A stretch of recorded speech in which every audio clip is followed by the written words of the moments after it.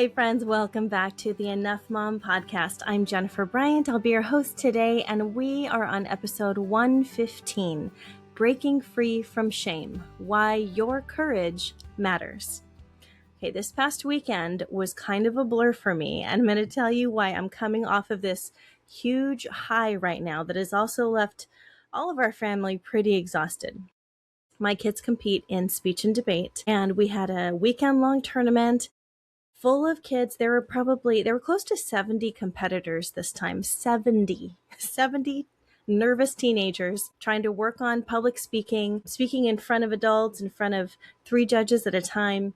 And all weekend long, this tournament, we were dealing with questions about rules and nervousness from students and excitement, disappointment. We had a roller coaster of emotions going on. But I tell you what, this activity is one of my favorite things to do in the world now, because we get to see someone create a speech from beginning to really, really rough draft to working on it and then delivering it in the end. And what these kids get is really helpful feedback on how they come across public speaking, right? So talk about being caught in potential shame cycles. It's nerve-wracking to put your voice out there to begin with. Secondly, all of us adults and parents are there. We're cheering on our kids and we want the best for our kids, but we know at the same time that they need to go through their own cycle of experiencing the editing process, putting themselves out there, doing the brave thing and standing up for themselves and their message, using their voice effectively, right? We're watching them step into one of the hardest things in the world for people to do, public speaking. And all the while we look at them and go, wow, this used to be a little baby girl, little baby boy. And now they're standing up there in a suit and tie, in dress slacks and blazers, doing their best to make their words make sense to the public. Here's what struck me in a moment where I was helping one of the students through her speech. I watched one of my students, a bright, very capable young woman, go into her speech room. And when she came out again, she says, Auntie Jen, I messed up. I feel like I forgot a whole section of my speech, but you know what? I paused and then I kept going. I said, good, that's good. She goes, but I messed up. I left a whole part out. And I'm over here thinking, well, your judges probably didn't notice. It's okay. But I saw her starting to spiral in shame. And that is a very familiar thing and very familiar feeling that we deal with when we work with teenagers, because they're just learning how to deal with their shame, with their frustration, and how not to digest that experience and interpret it as shame. Remember, shame says, I am bad. Guilt says, I did something bad, right? Well, she didn't do anything bad. She made a mistake. But in this environment, we need our students to understand that mistakes help them to grow. So when she came up to me and expressed that, I did it wrong. I must have done it wrong, Auntie Jen. My heart broke for her. But then I got to remind her that that is the voice of shame. That is not truth. Just because you had a misstep doesn't mean the whole thing is ruined. We need missteps. In public speaking, we need to say the wrong thing sometimes and go back and backtrack and say, I'm sorry, I did not mean to say it that way. Let me start again. It's okay to give yourself do-overs. I've talked here on the Enough Mom podcast about what it could look like to give yourself a do-over by offering do-overs to your children when they mess up, or when you mess up and have to apologize to them. In the same way, we have to get ourselves out of the shame spiral and into the acceptance and grace. Listen, I've spent the last 5 years teaching teenagers how to develop public speaking skills. But what we're really teaching them during tournament season is how to be vulnerable, how to risk being seen, and how to fail well and get back up again. That's called resilience. We're teaching them how to be resilient people. And as hard as it is in a tournament environment, we're also trying to teach them that your worth is not determined by a judge's comments, by your ranking in a room, by your score, by your performance, but a healthy competition setting where students are encouraging each other. By the way, our students get together and pray over each other before they go into these rooms. It's pretty incredible. It's a wonderful environment. So as I was comforting my student, I couldn't help but think, wow, Moms need the same type of thing for each other, don't we? How many of us mothers are that girl in the hallway? How often do you get down on yourself and repeat stories of shame because you haven't figured it out yet? How many of us are still letting one bad round, one mistake, one slip up affect how we think about ourselves going forward? By the end of the tournament this weekend, amazing things happened. Kids advanced who did not think they would advance. Students who were terrified the first day of tournament made friends by the third day. And the girl who was crying to me after her first round completed 2 more rounds that weekend. And she even broke into elimination rounds. We're teaching them to show up, to keep showing up after each disappointment. And that, Mama, is courage.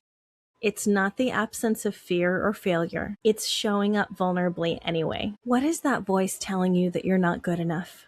Where is it coming from? Or maybe it's the phrase, who do you think you are? I tell you what, Mama, it's stealing valuable life from you. It's affecting the very people that you're trying so hard not to fail, your children. Today, we're going to talk about how vulnerability, the very thing that we're taught to avoid as mothers, is actually one of the best things that you can lean into. Vulnerability can be our greatest strength. We're going to practice naming the shame that's holding you back, understand why shame has so much power over our lives sometimes, and we'll discover why your courage to be imperfect can be so impactful on your children and in your journey as a mother. Let's understand shame versus guilt. Brené Brown, one of the leading researchers on the subject of shame, makes a critical distinction. She says that shame says, I am bad. It's sort of an acceptance of an identity, like this is who I am. Shame says you are bad, but guilt says that you did something bad. Shame attacks our identity, but guilt addresses our behavior. Just like my student who thought, I messed up in my speech, so therefore I must be terrible. I must be no good at this. Mothers can do the same thing to themselves, can't we? See, guilt says, I yelled at my kids today. That wasn't my best moment. But shame says, I yelled at my kids. I'm a terrible mother. I'm ruining them. Guilt says, oh, I forgot to sign that permission slip.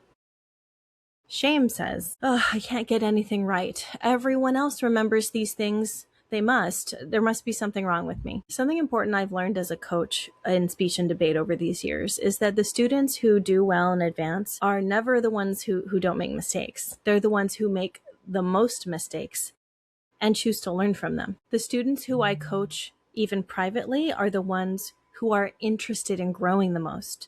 They asked for me to set aside time for them so that they can learn what they can do better.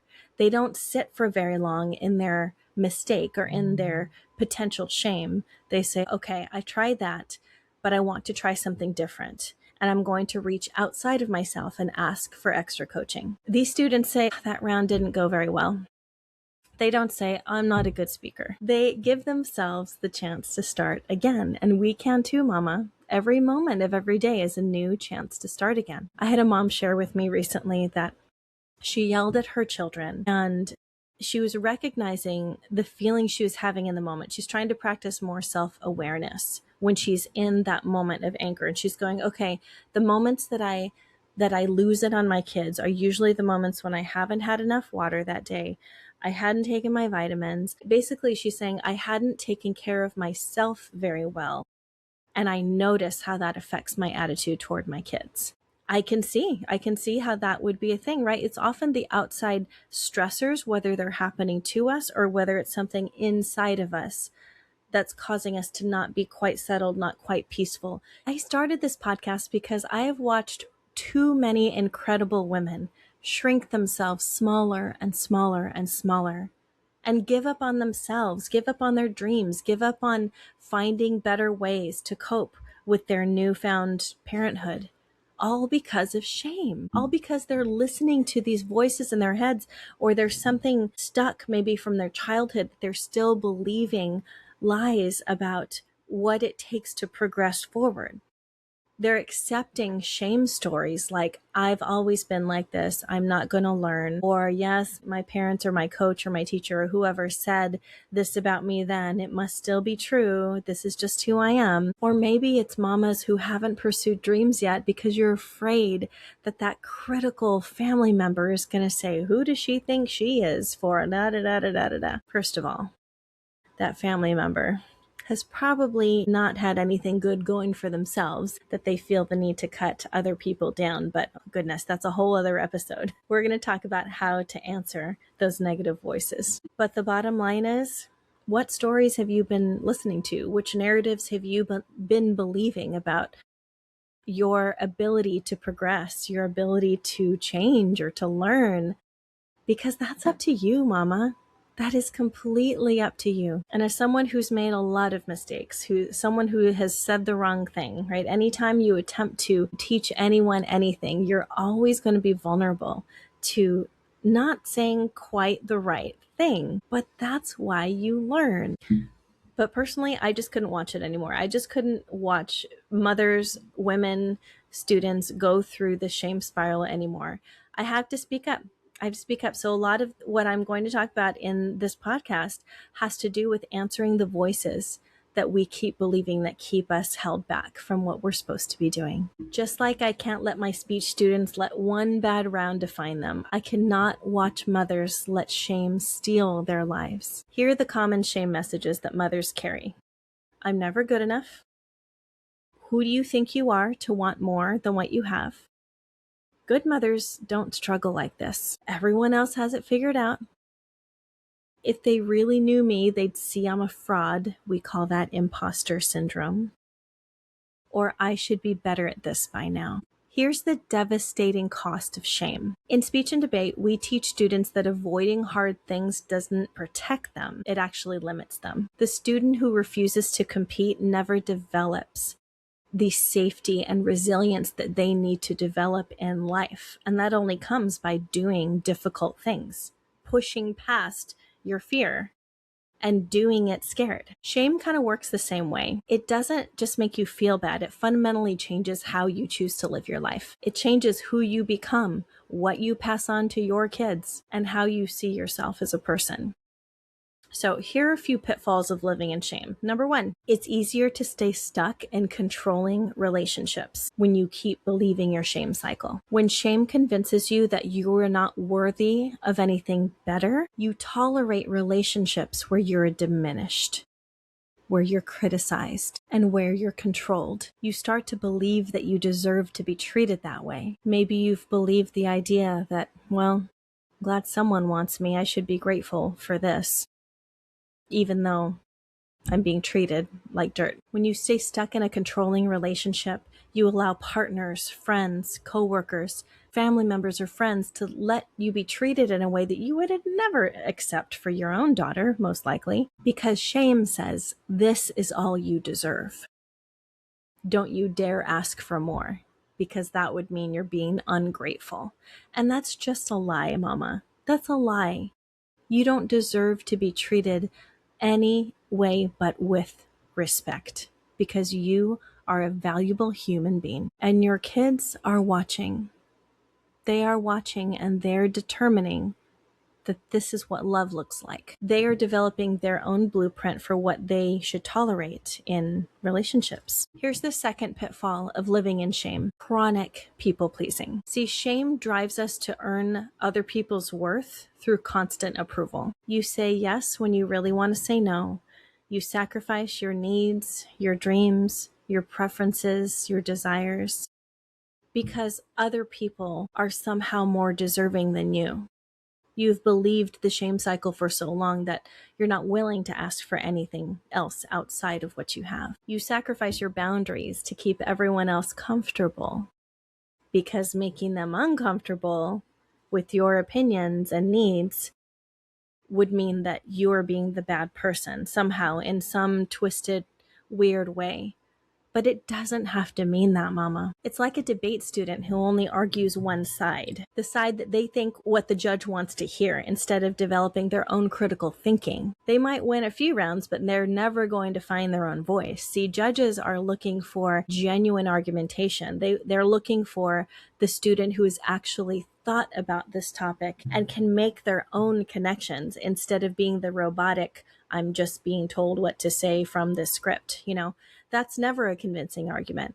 And people who don't have their own opinions about things are difficult to be around, honestly, because one can tell the insecurity in which you're living when you don't have your own thoughts and feelings. And the people who like that about you are the ones who are going to control you for their own benefit and not yours. When mothers live as people pleasers, they're teaching their own children that their worth depends on making others happy and that their own needs don't matter. We're actually showing our children that our needs as mothers, as women, don't matter as much as someone else's, especially someone else who has maybe a louder voice or they're more charismatic. Remember, you don't need to be a loud person to be influential. You don't need to be a super in charge person to get to listen to you. The third pitfall of living in shame is that you abandon your dreams. We talked about this a lot in the last episode, but it just as a reminder that who do you think you are opinion coming from whoever in the world you think is the critical voice talking to you will keep you from pursuing the things that you actually love to do. People who abandon their dreams stay small. They stay safe. They don't take risks. And from watching you do that, your children learn that dreaming is dangerous, or that dreaming doesn't really matter anyway because it never happens. I didn't see an adult in my life who made their dreams happen, so maybe mine aren't worth pursuing either. Is that really the lesson that you want to carry on with your kids? Probably not. The fourth pitfall of living in shame is that we can develop addictive coping mechanisms. Living in shame is an excruciating place to live. It's painful. There's just something in our gut that tells us this is not right. This is not okay, but I don't know what to do about it. When we can't process that shame, we tend to numb out. We tend to replace it with other things that make us feel better. Maybe it's wine, shopping, food, social media scrolling, being extra busy. Maybe it's excessive exercise. Maybe it's a lot of potentially good things that are just done excessively. These aren't moral failures, mama. These are attempts to cope with the shame that you might be feeling inside. But here's the problem. When we numb out, we also numb out our joy, our connection, being present with our kids, being present with our friends, developing a friend group, and not isolating, doing these things on our own because we're just trying to feel better. Here's the thing. Generational shame cycles can be broken. They can. The hard part is that when you operate in shame for too long, it doesn't just stay with you. It tends to pass on to your children in different ways, but they're affected nonetheless. But when we learn to extend compassion to ourselves, we also teach our kids that they can do the same. When I watch parents who comfort their students after a difficult speech round, I watch and I notice that the parents who do it with grace, those children are often much more adjusted and are resilient, and they will bounce back quicker. But the parents who tend to have that critical voice with their kids, or why didn't you, or I thought you knew this, types of things, those kids tend to still operate in shame, and it's harder to break that. But it can be broken once we can see ourselves with compassion, with acceptance, and we can have grace and move on. It's possible to break these cycles, but we have to be conscious of what we're doing, when we're saying it, and why. Before we continue, a quick heart-to-heart. If Enough Mom is encouraging you, would you take a moment to subscribe and share this episode with a friend who needs to hear it? We are on Apple Podcasts, Spotify, YouTube, and everywhere else you listen. Hit the subscribe button and check us out for more interesting episodes.